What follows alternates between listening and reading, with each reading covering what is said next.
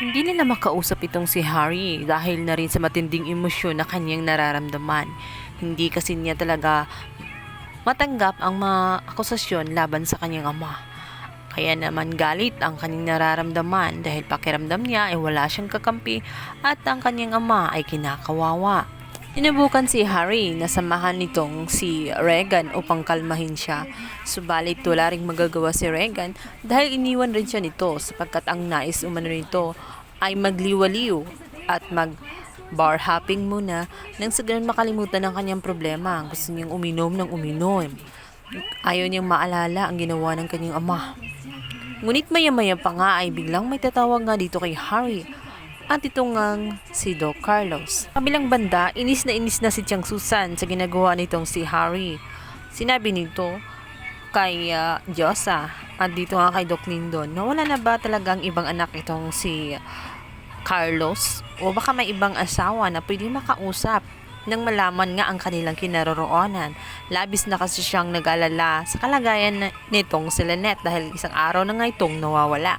Baka kung ano nang ginawa ni Carlos, lalo't alam pa nila na kaya nitong pumatay. Napailing na nga lang itong si Diyosa kung ano ba naman kasing naisip nitong si Tiang Susan dahil nga sana stress na nga siya sa kalagayan at sitwasyon na tila wala bang solusyon kung ano ang dapat gagawin.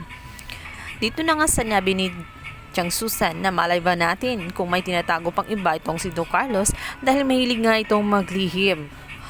Sa kabilang banda, dito naman si Lindon ay nakikinig at naaalala niya ang kanyang isa pang anak na si Zoe. Dito nga'y kanyang pupuntahan at kukumprontahin.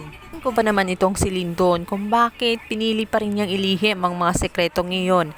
Gayong alam na naman niya na itong si Doc Carlos ay lantaran na ang kasamaan.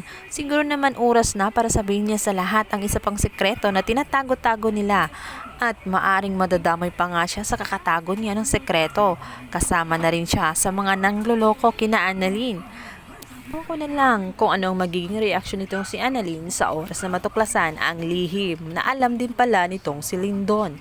Sa kamilang banda, nakausap na nga ni Lindon itong si Zoe at dito nga ay kanyang sinabi kung may alam ba daw siya sa kanyang ama at kung saan ito naroroon. Sinabi nito na huwag na siyang magsinungaling. Kung ayaw niya, ilantad na nga niya ang sekreto na matagal niyang tinatago-tago, ang katotohanan na si Carlos ang kanyang tunay na ama. Ay nako Lindon, puro ka na lang panakot, ngunit hindi mo naman talaga tinutotohanan. Sana nga lang ay sabihin mo na ang gusto mong sabihin kina Annalyn at nang matapos na yung paghihirap mo at paglilihim mo. Ngunit si Zoe, as usual, ay iiyak-iyak na naman ito at magdadrama dito kay Lindon. Sinabi nito na ngayon pa ba talaga niya ikakalat ang kanyang sekreto? Sabi niya rito ay both my parents are broken. Gusto ba daw ni Lindon na pagtatawanan siya at ipapahiya?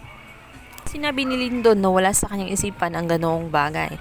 Ang nais lamang niya ay makatulong kay Annalyn dahil nakikita nga niyang nahihirapan na ito at gusto niya na makasiguro na ligtas nga itong si Lynette sa mga kamay ni Carlos. Alam naman natin kung gaano nga ka-obsess itong kanyang ama dito kay Lynette at hindi natin alam kung ano pa ang magiging takbo ng utak nitong si Carlos dito nga kay Lynette. Ngunit sinabi ni Zoe ay wala talaga siyang mabibigay na impormasyon dahil nung mga oras na tumawag siya ay napaamin lang niya at nararamdaman niya na siya ang pumatay. Subalit hindi naman talaga nagsalita itong si Carlos kung saan sila naroroon at ayaw nga nitong matunton. Gusto niya na walang makakaalam kaya naman maging si Harry ay hindi alam kung saan siya. Natahimik na nga lang itong si Lindon. Gusto man niyang sabihin ang katotohanan na hindi worth it na iyakan ang dalawa niyang parent. At may isa pa nga siyang sekreto na nalalaman, ngunit hindi nga yun ang tamang pagkakataon na ipaalam lalo't patay na nga.